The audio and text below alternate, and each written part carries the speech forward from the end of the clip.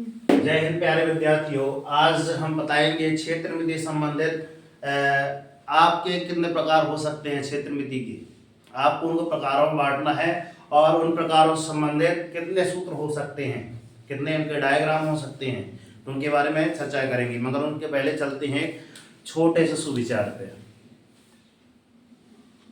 Clear? यहाँ पे लिखा है सर, सत्य यही है कि अगले 2 वर्षों में आपको सफल होना ही होगा।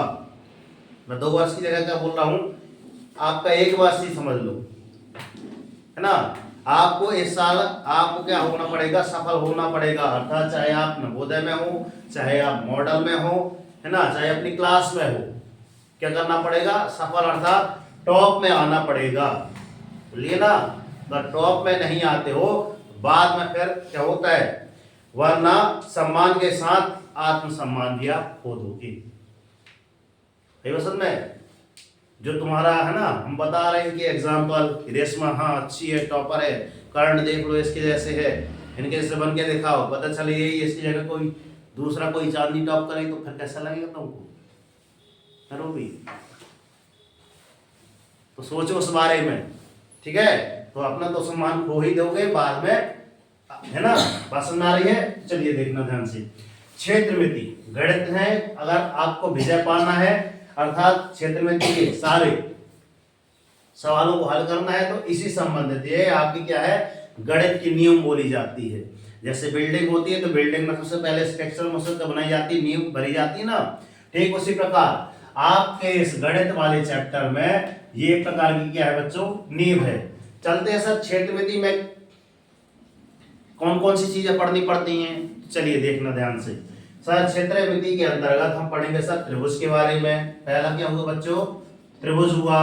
दूसरा सर चतुर्भुज के बारे में पढ़ेंगे, ये आपका दूसरा हुआ। तीसरा सर शंकु के बारे में पढ़ेंगे, क्षेत्रमिति के अंतर्गत पढ़ेंगे।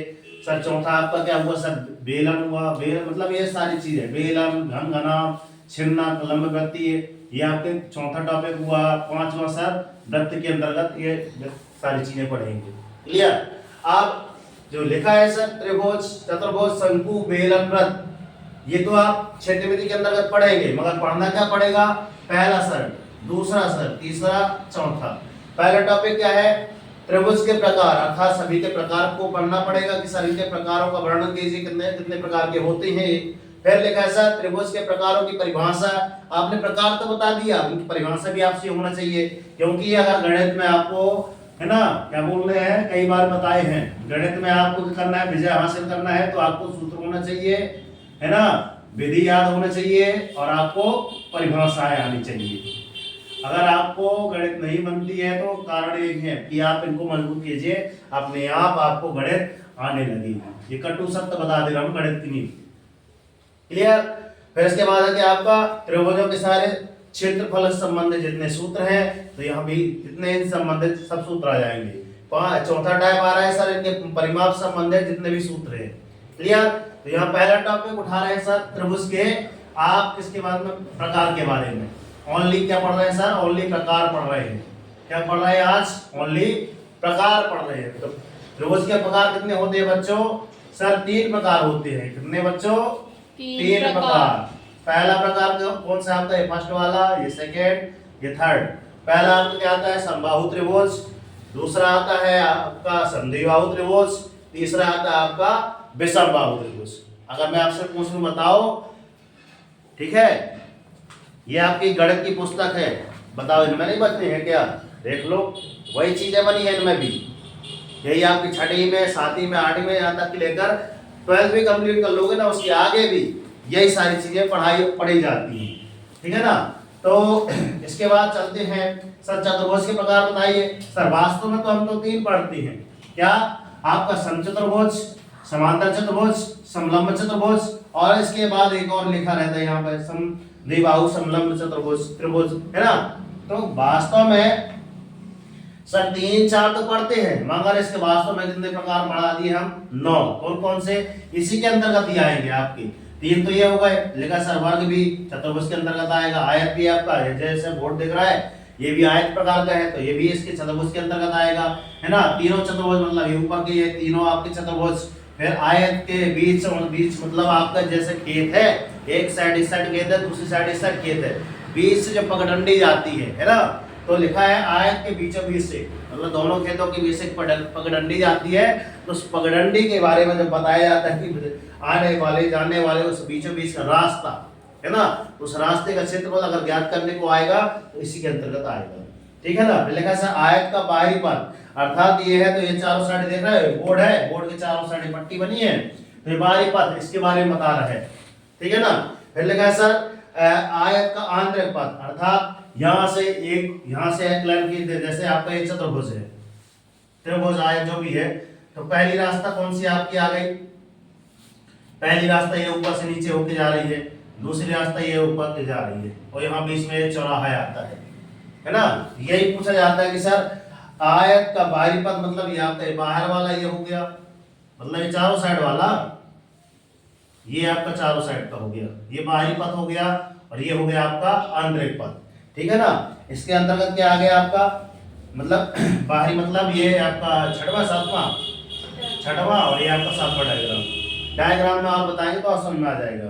फिर लगा सर समअष्ट है ना, सम सट मतलब 6 प्रकार के, सम सट ये वर्ग आय के अंतर्गत आएगा, मतलब 1 2 3 4 5 ऐसा 6 7 ज्यादा हो गए ऐसा 1 2 3 4 5 6, ये हो गया आपका सम सट भुज। ठीक है। अष्टभुज 1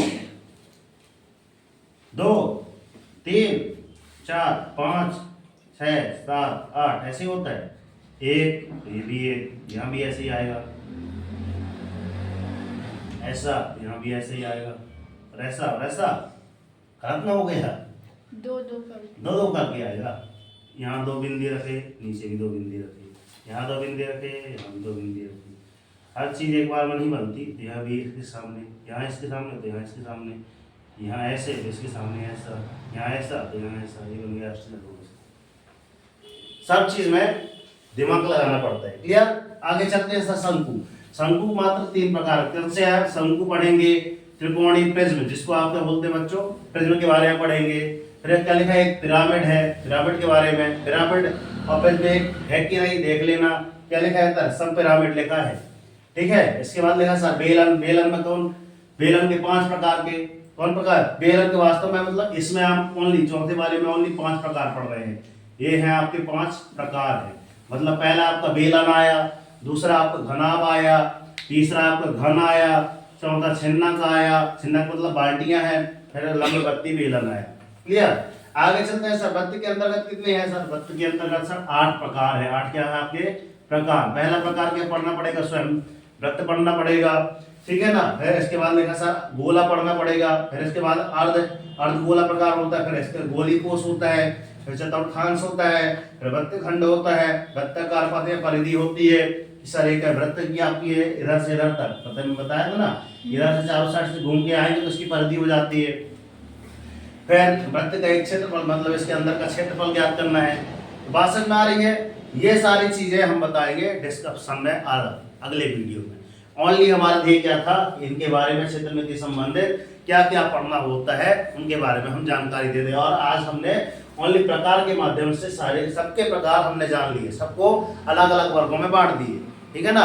तो एक मैंने क्या दे दिए बच्चों, आपको पीडीएफ दे दी है, मैं आपको ग्रुप में भेज दूंगा। ठीक है। जैसे ये आपकी पीडीएफ है, ठीक है ना, पीडीएफ है, ये देखिए अपनी कोचिंग की ही पीडीएफ है, ये वृत्त से संबंधित, मतलब ये पीडीएफ आपको बना के लाइएगा। क्लियर। इससे संबंधित ढेर सारी आपकी 3 पीडीएफ में सारे प्रकार वर्णित कर दिए गए हैं। ठीक है ना। तो मिलते हैं नेक्स्ट वीडियो में, तब तक के लिए सर जय हिंद, वंदे मातरम, भारत माता की जय, राष्ट्रीय तिरंगे झंडे की जय, सरस्वती मैया की जय। कर दिखाओ ऐसा कि दुनिया करना चाहे आपके जैसा, हो जाओ संघर्ष करो जब तक नहीं रुकना, जब तक कि आपको आपका लक्ष्य ना मिल जाए। डेली मॉर्निंग वॉक कर एक टारगेट सेट कीजिए। आज का टारगेट मैं बता दे रहा हूँ, ये सारणी हूबहू आपको याद करके आनी है और इनके प्रकारों को आपको लिख के लाना है। और मैंने वो पीडीएफ जो ग्रुप में भेजी है उसको आपको लिख के लाना है ना। तो वो डेली मॉर्निंग उठकर अपने एक टारगेट सेट कीजिए, एक छोटा सा टारगेट लीजिए, मगर डेली मॉर्निंग उठकर अपने टारगेट जरूर सेट कीजिए, और जब तक टारगेट अचीव नहीं हो जाता ना, सुख चैन की नींद त्याग दीजिए। देखना जिस दिन आपकी लाइफ टारगेट जिस दिन से बनने लगेंगे ना, उस दिन आपकी लाइफ ऑटोमेटिक चेंज हो जाएगी। ठीक है ना। तो वीडियो पे नए हैं तो सब्सक्राइब कर दीजिए और जानकारी अन्य बच्चों तक फॉरवर्ड जरूर कर दीजिए। जय हिंद, जय भारत। कमेंट बॉक्स में जय हिंद का उच्चारण जरूर लिखें, क्योंकि आप अगर है ना जय हिंद को उच्चारण कर रहे हैं तो मतलब अपने देश की बॉर्डर में जो तैनात सैनिक हैं उनका आप सम्मान कर रहे हैं। तो यदि आप अपने आप को सच्चा भारतीय नागरिक बोलते हैं तो कमेंट बॉक्स में जय हिंद जरूर लिखें। जय हिंद प्यारे विद्यार्थियों।